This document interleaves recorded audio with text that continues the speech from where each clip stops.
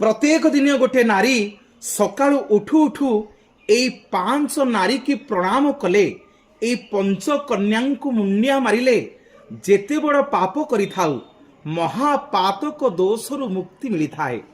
ए 5 जन नारी किए से एवं प्रत्येक नारी सबुदिन सकाळु जेते बेले सेजत्याग करिवे मुह धोइबा पूर्वरु 2 हाथ जोड़ी ए 5 जन नारी को मुंडिया मारिवे। ए 5 जन नारी होउछन्ति सर्वप्रथमे अहल्या देवी, तापरे द्रौपदी, तापरे होउछन्ति तारा, तापरे होउछन्ति कुंती एवं तापरे होउछन्ति मंदोदरी। अहल्या, द्रौपदी, तारा, कुंती एवं मंदोदरी ए पंचकन्या को ए महासती को प्रत्येक दिन जो नारी प्रणाम करे, जो नारी सकाळु सेजत्याग कला बेले मुंडिया मारे